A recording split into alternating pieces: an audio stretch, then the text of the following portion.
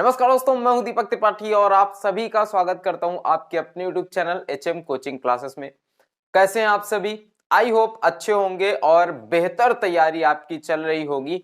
आप group D और NTPC जो मेंस का एग्जाम होने वाला है उसकी अच्छे से तैयारी कर रहे होंगे। और मैं आज आपके लिए यहां पर पूछे जाने वाला जो मेंसुरेशन 3D से पूछे जाते सबसे ज्यादा प्रश्न मैंने देखा है कि बेलन और खोखले बेलन से पूछे जाते हैं। सबसे ज्यादा प्रश्न आता है बेलन से, बेलन और शंकु से, ठीक है। और बेलन के साथ आज आपको पढ़ना है खोखला बेलन भी। और मैं कुछ आपको इस तरह से पढ़ाऊंगा कि आपको इनका एक भी फार्मूला ध्यान नहीं रखना है, याद नहीं करना है।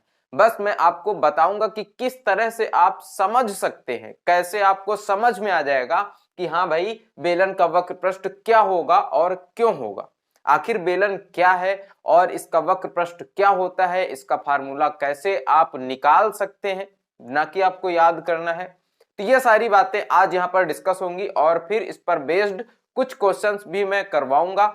और यहाँ पर क्योंकि देखिए ये बहुत इंपॉर्टेंट है और अक्सर प्रॉब्लम यही होती है कि इनके फार्मूले याद नहीं होते हैं। अगर एनटीपीसी मेंस की बात करी जाए तो 3 से 4 प्रश्न भी यहां से बन सकते हैं मेंसुरेशन 3D से, और हो सकता है कि 1-2 प्रश्न उनमें से इसी से आ जाए, बेलन से ही आ जाए। ग्रुप डी में भी 1 से 2 सवाल यहाँ पे आएंगे बेलन से। ग्रुप डी में बहुत ज्यादा सवाल पूछे गए हैं पिछली प्रीवियस ईयर में, तो वही सब मैं यहाँ पर रखूंगा। लेकिन सबसे पहले समझना है कि बेलन आखिर क्या है, खोखला बेलन क्या है। यहाँ पर जो भी चीजें दी गई हैं, वक्र पृष्ठ क्या है, संपूर्ण पृष्ठ क्या है, आयतन क्या है, क्या मतलब होता है बेलन का, ये सारी चीजें अगर आप समझ गए तो समझ लीजिए कि आपको ये चैप्टर बिल्कुल समझ में आ जाएगा। किसी भी प्रकार की कोई भी दिक्कत कभी भी नहीं होगी। सबसे पहले देखिए बेलन क्या होता है। कोई भी ऐसा ऑब्जेक्ट, जैसे मैं आपको दिखाऊं ये मार्कर, ये मार्कर अगर आप देखेंगे तो ये कैसा है, बेलनाकार है। ये बिल्कुल यहां पर गोल है। यहां पर अगर इसका आधार देखेंगे, आप बेस देखेंगे तो कैसा है, एक यहां पर वृत्त बना हुआ है गोल और इसकी एक ऊंचाई यहां पर है, इसीलिए ये क्या है, एक बेलन है। जैसे यहां पर देखिए मैंने एक बेलन बनाया और ये बेलन आपको दिख रहा होगा कि इसका जो ये आधार है ये कैसा है, यहां पर क्योंकि ये 3D है और 3D के लिए मैंने यहां पर आपको बना करके दिखाया कि आधार इसका कैसा है, एक वृत्ताकार आधार है। इस आधार में एक ऊंचाई जुड़ी हुई है, ये ऊंचाई यहां पर जुड़ी हुई है। ये जो नीचे सरफेस है इसका, ये कैसा है, वृत्ताकार है। इसमें एक ऊंचाई ऐड है, इसीलिए ये क्या है, एक बेलन है। और बेलन की खासियत क्या होती है दोस्तों कि यहां पर इसका आधार और शीर्ष दोनों क्या होंगे, समान होंगे। दोनों कैसे होंगे, वृत्ताकार होंगे और समान होंगे। इसकी त्रिज्या जितनी होगी, क्योंकि वृत्त में क्या होता है, वृत्त में एक त्रिज्या होती है। त्रिज्या किसे कहते हैं, इसके बिंदु से इसकी परिधि के किसी भी एक बिंदु, जो इसका पथ है, कोई बिंदु यहाँ पर एक अपनी दूरी मान करके, आपने पढ़ा होगा वृत्त की परिभाषा, चक्कर लगाए एक बिंदु समान केंद्र से समान दूरी पर, तो वही वृत्तीय पथ क्या बन जाता है, एक ये वृत्त बन जाएगा। और ये जो समान दूरी है ये क्या हो जाएगी, त्रिज्या इसकी हो जाती है। तो यहां पर जो त्रिज्या रहेगी यही त्रिज्या यहां पर इसके शीर्ष में भी रहेगी, यानी इसका शीर्ष और आधार कैसा होता है, समान होता है। अगर बेलन है तो बेलन का आधार और शीर्ष कैसा होता है, वृत्ताकार होता है। ये सारी चीजें मैं इसलिए बता रहा हूं क्योंकि आपको यहां पर जो फार्मूले हैं इनमें आसान हो जाए। यहां पर एक ऊंचाई होती है। अगर बेलन के वक्र पृष्ठ की बात करी जाए तो वक्र पृष्ठ क्या होता है, आखिर कैसे समझेंगे। देखिए जैसे ये मार्कर है, अब इस मार्कर को अगर मैं किसी पेपर से बाहर से इसको कवर करना चाहूं, केवल और केवल किस भाग को, इस जो गोल सरफेस है, इस वक्रीय भाग को, अगर इस वक्रीय भाग को, जैसे ये वाला एरिया है यहां पर, अगर आप देखेंगे ये वाला एरिया, इस एरिया को कवर किया जाए किसी पेपर से, तो कवर करने में जो टोटल पेपर लगेगा, उसी पेपर, एक चौकोर पेपर हो सकता है, कुछ पेपर हो सकता है चौकोर, और उसको इसमें लपेट दिया जाए, तो वो लिपटा हुआ पेपर जो रहेगा उसका क्षेत्रफल ही क्या कहलाता है, इस बेलन का वक्र पृष्ठ कहलाता है। उस पेपर का क्या क्षेत्रफल क्या कहलाएगा, इस बेलन का वक्र पृष्ठ कहलाएगा। तो कैसे पता चलेगा कि यहां पर कितना पेपर लगा है, तो सबसे पहली बात ये जो यहाँ पर आधार में क्या बना हुआ है, एक वृत्त बना हुआ है। अगर हम लोग इस वृत्त की परिधि को पता लगा ले कि इस वृत्त की परिधि क्या है, ये जो बाहरी रेखा है इसकी लंबाई कितनी है, तो इसकी बाहरी रेखा की लंबाई क्या होता है, वृत्त की परिधि। और इस वृत्त की परिधि का फार्मूला क्या होता है, 2 पाई आर। 2 पाई आर इस वृत्त की परिधि का फार्मूला होता है। अब यहां पर अगर एक ऊंचाई इसके साथ जोड़ दी जाए, कितनी ऊंचाई तक इसकी ये परिधि है, वही ऊंचाई अगर इसमें जोड़ दी जाए तो ये क्या हो जाएगा, इस बेलन का वक्र पृष्ठ का फार्मूला हो जाएगा 2 पाई आर इंटू एच। ये वक्रीय पथ कितनी ऊंचाई तक है उतना ही यहां पर पेपर लगेगा, और वही इसका क्या होता है, वक्र पृष्ठ होता है। बेलन का वक्र पृष्ठ फार्मूला याद रखेंगे 2 पाई आर इंटू एच, याद कुछ भी नहीं करना है। 2 पाई आर क्या होता है, इस वृत्त की परिधि होती है, और इस क्योंकि बेस में एक क्या है, वृत्त है, और ये कितनी ऊंचाई तक है वही इसका ऊंचाई से गुणा कर दिया जाएगा, तो 2 पाई आर इंटू एच हो जाएगा इस बेलन का वक्र पृष्ठ का फार्मूला। अगर संपूर्ण पृष्ठ की बात करें तो संपूर्ण पृष्ठ में क्या होगा, देखिए वक्र पृष्ठ तो है ही, मैंने क्या बताया, ये मार्कर अगर बेलन है तो इसका ये पार्ट क्या है, ये पार्ट इसका वक्र पृष्ठ है। अगर ये वक्र पृष्ठ है, संपूर्ण पृष्ठ की बात करें तो संपूर्ण पृष्ठ का मतलब होता है कि इस बेलन को या इस मार्कर को पूरे का पूरा कवर करना है, इसका कोई भी पार्ट बाहर ना दिखे। तो ये एरिया तो इसका पेपर से कवर ही करना है, साथ ही साथ इसके ये ऊपर वाला एरिया और ये नीचे वाला एरिया भी कवर करना है। यानी अब बेलन का ये वाला पार्ट और ये वाला पार्ट भी कवर कर देना है, तब जाके ये क्या हो जाएगा, बेलन का संपूर्ण पृष्ठ आ जाएगा। तो देखिए वक्र पृष्ठ तो रहेगा ही रहेगा संपूर्ण पृष्ठ में, तो ये 2 पाई आर इंटू एच ये तो रहेगा ही रहेगा। साथ में इसके और क्या रहेगा, अब इस पार्ट का एरिया, यानी ये क्या है, एक वृत्त है, और इस वृत्त का एरिया, किसी भी वृत्त का क्षेत्रफल क्या होता है, पाई आर स्क्वायर। वृत्त का क्षेत्रफल पाई आर स्क्वायर। और यहां पर कितने वृत्त हैं, एक वृत्त ये आर त्रिज्या वाला नीचे बनता है, एक वृत्त ये आर त्रिज्या वाला ऊपर बनता है। कितने वृत्त हो जाते हैं, 2 वृत्त हो जाते हैं। तो 2 वृत्तों का जो है क्षेत्रफल भी यहां पर जुड़ा हुआ रहता है संपूर्ण पृष्ठ में, तो 2 पाई आर स्क्वायर। अब अगर इसका एक फार्मूला बनाया जाए, यहां पर देखिए 2 पाई आर दोनों में कॉमन हो जाता है, तो यहां पर 2 पाई आर को कॉमन कर लिया जाता है। बेलन का संपूर्ण पृष्ठ क्या बन जाएगा, 2 पाई आर कॉमन कर लिया जाएगा, तो यहां पर बचेगा एच प्लस यहां पर क्या बचेगा, आर। आई होप समझ गए होंगे कि बेलन का संपूर्ण पृष्ठ क्या होता है, और इसका फार्मूला आपको ध्यान नहीं रखना होगा, कैसे आप निकाल पाएंगे। बेलन का वक्र पृष्ठ निकालना बहुत आसान, इस बेलन की परिधि गुणित इस वृत्त की परिधि, यानी इसके जो बाहरी रेखा है उसकी लंबाई गुणित इसकी ऊंचाई, ये अगर आपने निकाल लिया तो वक्र पृष्ठ आ जाएगा। संपूर्ण पृष्ठ के लिए ये वक्र पृष्ठ तो निकालना ही है, 2 पाई आर एच तो निकालना ही है, साथ में इसके ये जो 2 वृत्त हैं इनका क्षेत्रफल भी निकालना है, तो वो भी इसका जुड़ा हुआ रहेगा। अब ये टोटल का क्षेत्रफल हो जाएगा, क्या हो जाएगा, 2 pi R into H plus R. आप चाहे तो ये फार्मूला लिख सकते हैं, चाहे तो ये लिख सकते हैं, दोनों सेम चीज है, तो मैं इसे लिख देता हूं यहां पर 2 pi R into H plus R. ये क्या हो जाएगा, बेलन का संपूर्ण पृष्ठ का फार्मूला हो जाएगा। अगर हम लोग बेलन के आयतन की बात करें तो बेलन का आयतन कैसे निकालेंगे, किसी भी चीज का आयतन क्या होता है, जैसे ये एक क्या है बेलन, ये अगर ठोस बेलन होता, ये पूरा का पूरा बिल्कुल ठोस होता, तो इसका आयतन क्या होगा, इस बेलन को बनाने में जितना भी मटेरियल लगा है यही मटेरियल क्या होगा, इसका आयतन हो जाएगा। कितना मटेरियल लगा है यही अगर पता चल जाए तो क्या हो जाएगा, आयतन हो जाएगा। और वो मटेरियल कैसे निकाला जाएगा, चलिए देखते हैं। ये क्या है, एक वृत्त है, इसका आधार क्या है, एक वृत्त, एक वृत्ताकार आधार होता है बेलन का।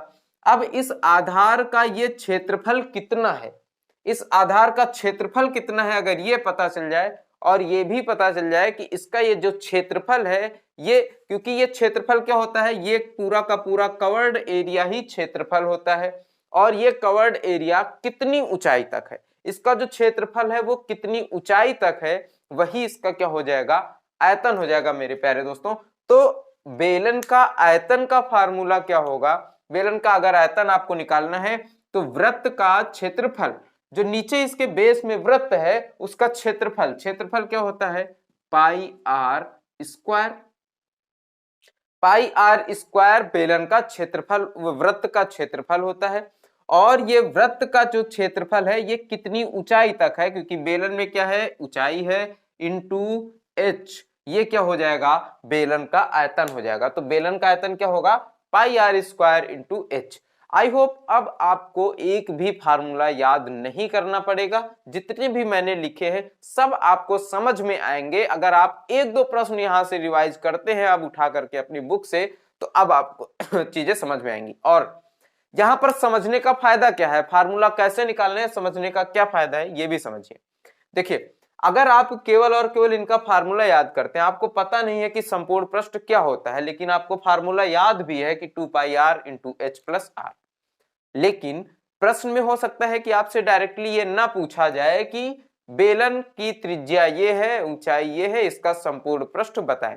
प्रश्न ऐसे ना दे करके ऐसे भी बोला जा सकता है कि एक पेपर है चौकोर, उसको घुमा करके एक बेलन बनाया गया है, उसमें दो पार्ट काट करके ऊपर और नीचे लगाए गए हैं, इस तरह का प्रश्न बन सकता है। और फिर पूछा जा सकता है कि पेपर का एरिया टोटल ये था, अब बेलन का संपूर्ण पृष्ठ बताएं। तो इस तरह की चीजें भी आपसे पूछी जा सकती हैं और इस तरह की चीजें भी प्रश्न में आ सकती हैं।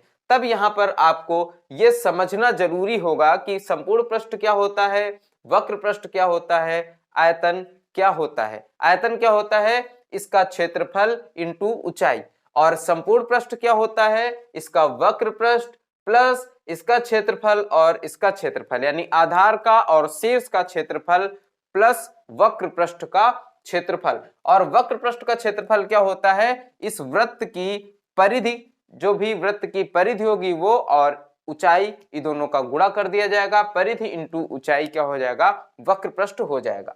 अब यहां पर समझ लेते हैं कि खोखला बेलन क्या होगा। इस बेलन के क्वेश्चन लगाने से पहले ये समझ लेते हैं कि खोखला बेलन क्या होगा। खोखला बेलन क्या होता है, जैसे आपने देखा होगा कि कहीं पर पाइप लगा हुआ है, तो पाइप क्या होता है, एक खोखला बेलन हो जाता है।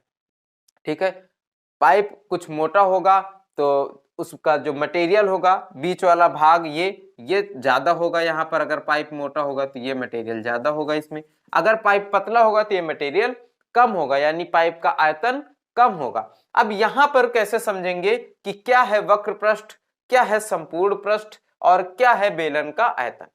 देखिए, जब वक्र पृष्ठ की बात आए तो वक्र पृष्ठ का मतलब, वक्र का मतलब क्या होता है, गोल, वक्रीय सतह बोला जाता है, जहां पर गोल सतह होती है।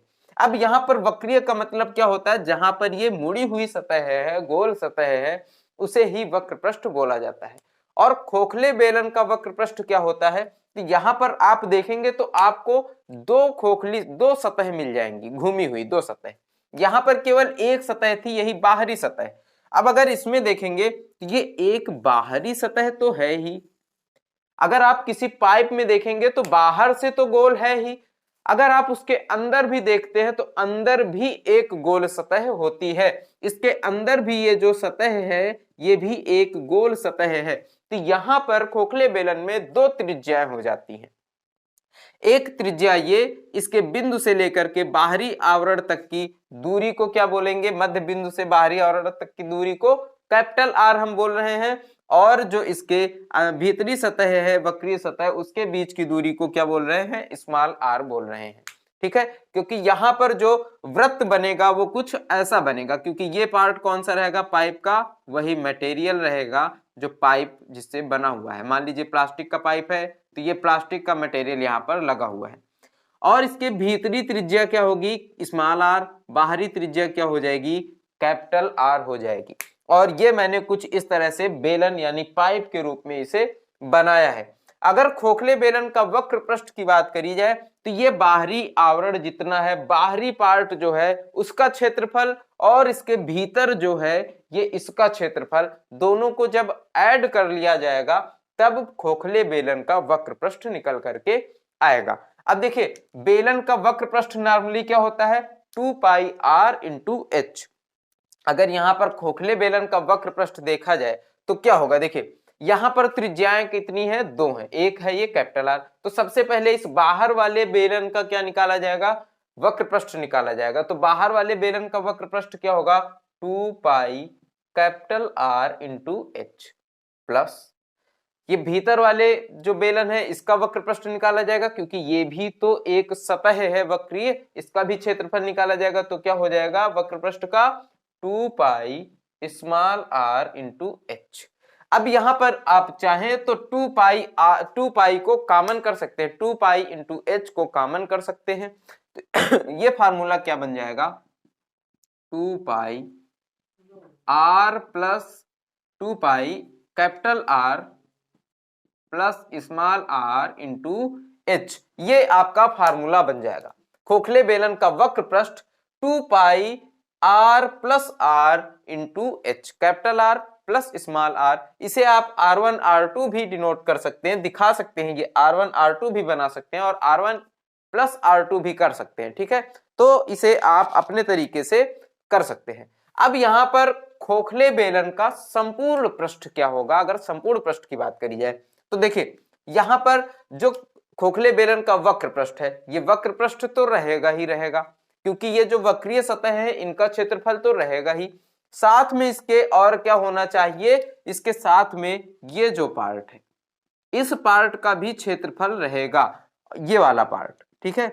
अब ये पार्ट का क्षेत्रफल, इस पार्ट का क्षेत्रफल क्या होगा, नीचे वाले भी इस पार्ट का क्षेत्रफल और ऊपर वाले भी इस पार्ट का क्षेत्रफल, दोनों को ऐड किया जाएगा। और इसका क्षेत्रफल कैसे निकाला जा सकता है, अगर मान लीजिए हमें इस पार्ट का, ये जो रिंग आपको दिख रही है, इसका क्षेत्रफल निकालना हो तो हम क्या करेंगे, इस बड़े वाले पूरे गोले का अगर क्षेत्रफल पता चल जाए और इसमें हम लोग इस बीच वाले गोले का क्षेत्रफल निकाल करके माइनस कर दें तो कौन से भाग का क्षेत्रफल बचेगा, इसी भाग का क्षेत्रफल बचेगा और हमें इसी भाग का क्षेत्रफल निकालना है।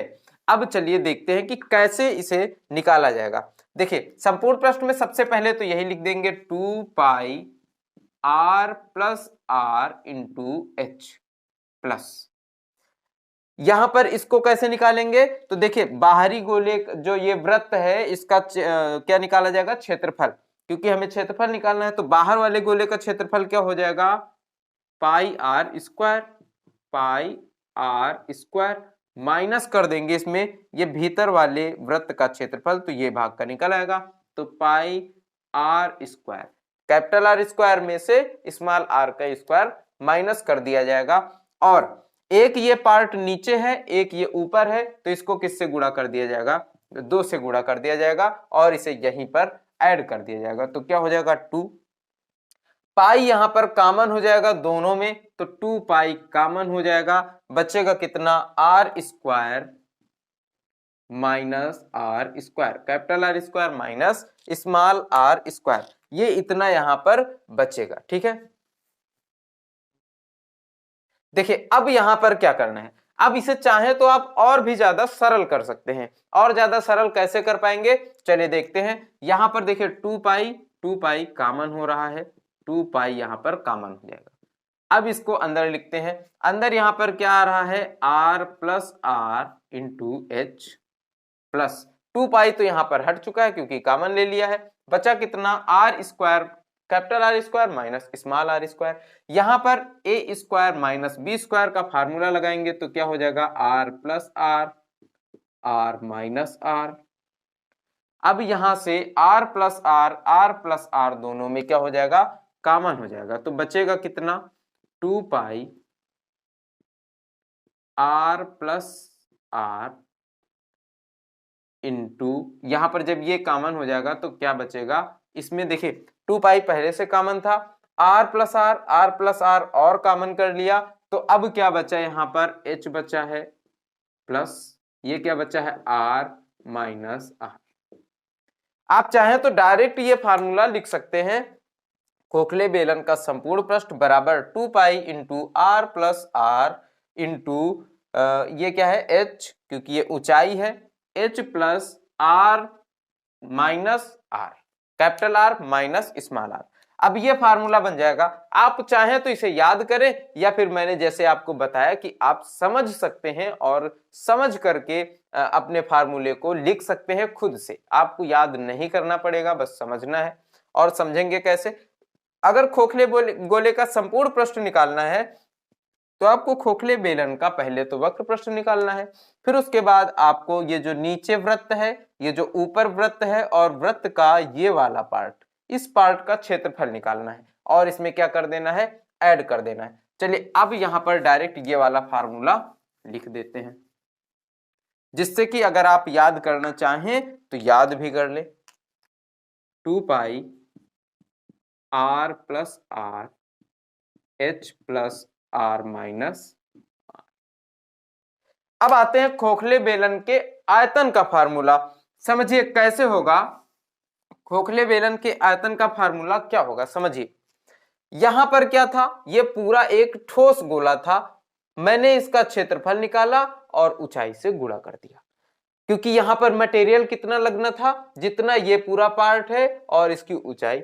लेकिन यहां पर कितना मटेरियल लगेगा, यहां पर ये पार्ट तो बिल्कुल खाली है, एम्प्टी है, बीच वाले पार्ट में तो कुछ भी नहीं है। मटेरियल जो है वो किस पार्ट में है, इस रिंग में है, इस पार्ट में पूरा का पूरा मटेरियल लगा हुआ है बेलन का। और ये पार्ट कितनी ऊंचाई तक है, क्योंकि ये एक बेलन है, कितनी ऊंचाई तक है उसी ऊंचाई से इसका गुना कर दिया जाएगा और इसका आयतन निकल करके आ जाएगा। तो सबसे पहले क्या करना है, इस पार्ट का क्षेत्रफल निकालना है। इस पार्ट का भी हम लोगों ने क्षेत्रफल निकाला, इस पार्ट का क्षेत्रफल क्या निकल करके आएगा, पाई को कॉमन कर लेंगे, R square minus R square. Pi को कॉमन करेंगे क्योंकि pi R square minus pi small R square क्या बन जाएगा, इस पार्ट का क्षेत्रफल बन जाएगा। और ये कितनी ऊंचाई तक है इंटू एच कर देंगे। यहां पर क्या आ जाएगा, खोखले बेलन का आयतन आ जाएगा। तो चलिए खोखले बेलन का आयतन का फार्मूला लिख लेते हैं, क्या हो जाएगा, पाई आर स्क्वायर, इस capital R square minus small R square into H. यहां पर यह फार्मूला बन जाता है खोखले बेलन के आयतन का। तो आई होप आपको सारे फार्मूले समझ में आए होंगे, अब आपको इनको याद नहीं करना है। चलिए अब थोड़ी देर के लिए रुकते हैं और मैं क्वेश्चंस लिखता हूं, उसके बाद मिलता हूं आपको वीडियो में। वीडियो को कंटिन्यू करते हैं। अगर आप यहां तक वीडियो को देख रहे हैं तो वीडियो को जरूर लाइक करिए, क्योंकि अब आगे आने वाले प्रश्न बहुत ही ज्यादा मजेदार होने वाले हैं और बहुत अच्छे होने वाले हैं, आपको बेहद अच्छे तरीके से समझ में आने वाले हैं। अगर आपने इन सारी चीजों को समझा, अब आपको कभी भी इस चैप्टर में कोई भी दिक्कत नहीं होगी, चाहे वो बेलन हो, चाहे खोखले बेलन से प्रश्न आ जाए, क्योंकि बहुत सारे बच्चों को खोखले बेलन के ये सारे फार्मूले याद नहीं होते हैं। और मैंने आपको क्या बताया कि आपको एक भी फार्मूला याद नहीं करना है। चलिए अब आगे प्रश्नों को कंटिन्यू करते हैं, और अगर आप चैनल पर नए हैं तो चैनल को सब्सक्राइब करिए और मेरे साथ आगे बढ़िए। चलिए प्रश्नों को लिख लिया और एक एक करके अब प्रश्नों का सलूशन करते हैं और देखते हैं कि कितनी आसानी से, अगर आपने उन चीजों को समझ लिया तो अब कितनी आसानी से आप इन प्रश्नों का उत्तर कर सकते हैं सेकंडों में। चलिए देखते हैं। पहला प्रश्न दिया गया है कि एक ठोस बेलन की कुल सतह का क्षेत्रफल 462 सेंटीमीटर वर्ग सेंटीमीटर है, उसकी वक्रीय सतह का क्षेत्रफल कुल सतह के क्षेत्रफल का 1/3 है, तो उस बेलन की त्रिज्या कितनी है। आर हमें निकालना है, बेलन की त्रिज्या यानी आर का मान निकालना है। संपूर्ण पृष्ठ का क्षेत्रफल दिया गया है, कुल सतह का क्षेत्रफल, इसका मतलब क्या होता है कि संपूर्ण पृष्ठ का क्षेत्रफल हमें दिया गया है, कितना है, 462। वक्रीय सतह का क्षेत्रफल यानी वक्र पृष्ठ का क्षेत्रफल, या वक्र पृष्ठ बोला जा रहा है कि कुल सतह के क्षेत्रफल का 1/3 है, यानी 462 का 1/3। तो सबसे पहले हम क्या निकालेंगे कि वक्रीय सतह का क्षेत्रफल 462/3 कितना होगा, 462/3। नीला पेन ले लेते हैं, अच्छे से दिखेगा। 462/3 अगर इसको काटा जाएगा कितना आएगा, 3 × 1 = 3, 3 × 5 = 15, 3 × 4 = 12। 154 क्या आया है, वक्रीय सतह का क्षेत्रफल। देखिए अब कैसे आपको प्रश्न को सॉल्व करना है। यहां पर जो कुल सतह का क्षेत्रफल है 462 वर्ग सेंटीमीटर दिया गया है, तो कुल सतह का क्षेत्रफल का फार्मूला क्या होता है? कुल सतह का क्षेत्रफल, अगर आपको यह पता होगा कि वक्र पृष्ठ का क्षेत्रफल प्लस 2 इंटू आधार का क्षेत्रफल, 2 गुणित आधार का क्षेत्रफल इसलिए क्योंकि आधार का क्षेत्रफल प्लस शीर्ष का क्षेत्रफल, और आधार और शीर्ष समान होते हैं इसीलिए उसका दोगुना कर दिया जाता है। तो वक्रीय सतह का क्षेत्रफल यानी 2 pi R into H plus 2 into pi R square, ये क्या है, कुल सतह का क्षेत्रफल है। यहां से अगर हम 2 पाई आर को कॉमन कर लें तो 2 pi R into H plus R आ जाता है। लेकिन अगर आप उस तरीके से लगाएंगे तो प्रश्न को सॉल्व करने में काफी कठिनाइयां आएंगी, इसीलिए मैंने आपको बिल्कुल बेसिक से समझाया है कि भैया वक्रीय सतह का क्षेत्रफल और उनके आधार का क्षेत्रफल का दोगुना कर दीजिए और इन्हें जोड़ दीजिए, कुल सतह का क्षेत्रफल आपको मिल जाएगा। और कुल सतह का क्षेत्रफल कितना दिया गया है, 462 वर्ग सेंटीमीटर दिया गया है। वक्रीय सतह का क्षेत्रफल यहां पर क्या है, 2 पाई आर इंटू एच, और ये कितना दिया जा रहा है, 154 दिया जा रहा है।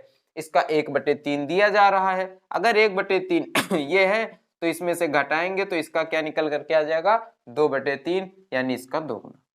2 पाई आर स्क्वायर बराबर 462 में से अगर 154 को घटा देंगे तो कितना आ जाएगा, 308 आ जाएगा। 308 यहां पर आ जाएगा। अब यहां पर इसे सॉल्व कर लेते हैं। 2 गुणित 22/7 इंटू आर स्क्वायर बराबर 308। सॉल्व करेंगे, 2 से काट लेते हैं, नहीं तो 11 से कट जाएगा। 11 दूनी 22, 11 दूनी 22, 11 88, 2 दूनी 4, 4 सत्ते 88। आर स्क्वायर बराबर 7 ये है, 7 ये गुणा हो जाएगा, कितना आएगा, 49, और आर बराबर कितना आ जाएगा, 7। त्रिज्या आपसे पूछी गई है, उस बेलन की त्रिज्या कितनी हो जाएगी, 7 सेंटीमीटर। 7 सेंटीमीटर बेलन की त्रिज्या हो जाएगी। तो समझिए आपको प्रश्न सॉल्व कैसे करना है। यही प्रश्न आप सेकेंडों में कर सकते थे क्योंकि यहां पर आपको कुछ करना ही नहीं था, बस आपको यह पता था कि 2 पाई आर स्क्वायर क्या होता है, आधार का क्षेत्रफल और शीर्ष के क्षेत्रफल का योग, और वक्रीय सतह का क्षेत्रफल आपको बताया जा रहा है कि इसका 1/3 है, ऑलरेडी 1/3 है। तो अगर 1/3 इसमें से घटाया जाएगा तो क्या बचेगा, इसका 2/3 बच जाएगा, और 2/3 इसका अगर आप करते हो तो डायरेक्ट 308 बराबर क्या लिख लेते, 2 पाई आर स्क्वायर, और बस यहां से अब सॉल्व कर लेते, आर बराबर 7 आ जाता। ये सब आप तभी कर पाएंगे जब आपके प्रैक्टिस में ये सारी चीजें होंगी और आपको इनका बेसिक पता होगा। डायरेक्ट फार्मूला याद करने से बहुत मुश्किल हो जाएगी, आगे आने वाले क्वेश्चंस भी आपको समझ में नहीं आएंगे। हालांकि कुछ प्रश्न आपको आ जाएंगे और पेपर में हो सकता है कि डायरेक्ट फार्मूला बेस्ड प्रश्न ही पूछा जाए, लेकिन काफी सारे प्रश्न ऐसे भी पूछ ले जाते हैं जो फार्मूले से डायरेक्ट नहीं आते हैं, उनके लिए आपको थोड़ा सा दिमाग लगाने की भी जरूरत होती है। ठीक है, चलिए अब आइए बात करते हैं अगले प्रश्न की। और प्रश्न नंबर 2 आपको दिया जा रहा है कि 21 सेंटीमीटर ऊंचे और 5 सेंटीमीटर आधार की त्रिज्या वाले लंबवृत्तीय बेलन का आयतन कितना है। डायरेक्ट बेलन का आयतन पूछा गया, बेलन के आयतन का फार्मूला लगा दिया जाएगा। बेलन के आयतन का फार्मूला क्या होता है कि किसी सतह का क्षेत्रफल और ऊंचाई अगर गुणा कर दिया जाए, अगर क्षेत्र जो सतह है वो पूरी बराबर है, तो हमेशा कोई भी आकृति हो, ध्यान रखिए आयतन के क्षेत्रफल का फार्मूला क्या बन जाएगा, आधार का क्षेत्रफल गुणे ऊंचाई, यही बन जाएगा आयतन का फार्मूला। और यहां पर देखिए ऊंचाई कितना दिया गया है, 21 सेंटीमीटर, आधार की त्रिज्या 5 सेंटीमीटर, और बेलन है तो आधार में क्या होगा, वृत्त होगा, यानी पाई आर स्क्वायर इंटू यहां पर क्या है, एच। अगर आयतन पूछा गया है v बराबर बेलन का आयतन वॉल्यूम बराबर पाई आर स्क्वायर इंटू एच, और यहां पर अब पाई का मान रख देंगे 22/7, आर का मान 5 है और 5 पंचे कितना हो जाएगा 25 गुणित एच बराबर 21, 7 से 7 त्रिक का 21, 25 से गुणा करेंगे 25 दूनी 50, 50 5 55 गुणित 3 कितना आ जाएगा 165, 1600 50 आयतन है, इसलिए यहां पर क्या हो जाएगा घन सेंटीमीटर या सेंटीमीटर क्यूब। कितना आ जाएगा 1650 घन सेंटीमीटर, इसका आंसर आ जाएगा। ठीक है 1650। ठीक, अब बात करते हैं थर्ड प्रश्न की। और थर्ड प्रश्न में क्या दिया जा रहा है देखिए,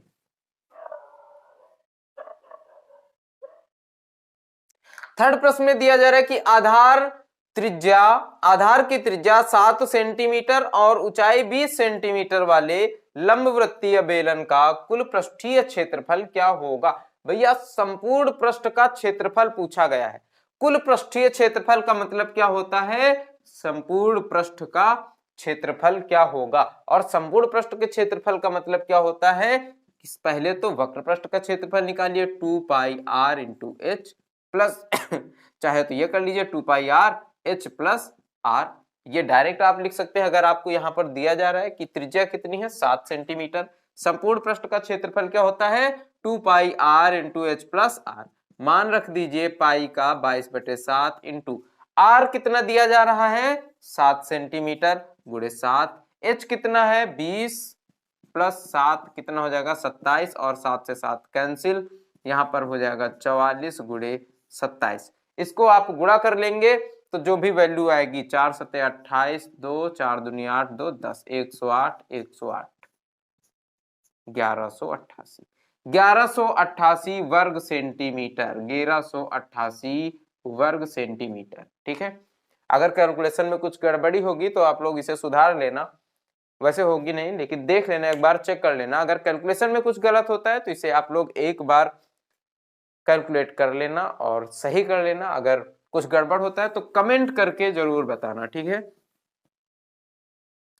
आइए आगे प्रश्न देखते हैं। आगे प्रश्न क्या दिया जा रहा है, प्रश्न नंबर 4, लोहे की एक सीट में 5 मीटर व्यास एवं 10 मीटर लंबाई वाली एक समवृत्ताकार सुरंग बनाई जानी है। इसके लिए आवश्यक सीट का क्षेत्रफल क्या होगा। देखिए अब जब इस तरह का प्रश्न आएगा और अगर आपको केवल फार्मूले याद है तब आप कुछ नहीं कर सकते। इसके लिए आपको पता भी होना चाहिए कि उन फार्मूलों का यूज क्या है, उन फार्मूलों का मतलब क्या है, बेलन क्या होता है, कैसे बनता है। ये सारी चीजें जब तक आपको नहीं पता होंगी कोई भी फायदा नहीं होगा। अब लोहे की एक सीट है, उससे क्या करना है 5 मीटर व्यास एवं 10 मीटर लंबाई वाली कुछ ऐसे सुरंग बनाना है कि ये 5 मीटर व्यास, ये टोटल कितना है 5 मीटर हो, और ये जो इसकी लंबाई है सुरंग की ये कितनी होनी चाहिए, सुरंग की लंबाई 10 मीटर होनी चाहिए। ये 10 मीटर लंबाई की सुरंग हो, 5 मीटर व्यास हो। इसके लिए आवश्यक सीट का क्षेत्रफल, ये एक लोहे की पूरी सुरंग बनाई जानी है बिल्कुल बेलनाकार, और इसका क्षेत्रफल क्या होगा, क्योंकि वो सुरंग बनाई जानी है लोहे की सीट से, तो लोहे की सीट होगी चौकोर और उसका क्षेत्रफल चौकोर हो या किसी भी आकृति की हो, अगर इस ढांचे में लगी है तो उसका जो है क्षेत्रफल क्या होगा ये आपको बताना है। अब देखिए कैसे निकालेंगे। यहां पर लोहे की 5 मीटर व्यास, यानी अगर r निकाला जाए तो 5/2 निकलेगा, क्योंकि व्यास का मतलब क्या होता है d डायमीटर, और डायमीटर बराबर क्या होता है 2r। तो 2r कितना दिया गया है 2r बराबर 5 मीटर, और लंबाई यानी लेंथ यहां पर, अब लंबाई आप कहिए या फिर बेलन अगर आप मानते हैं, इसे अगर सीधा कर दिया जाए तो चाहे ऊंचाई कह लीजिए, h बराबर कितना हो जाएगा 10 मीटर हो जाएगा।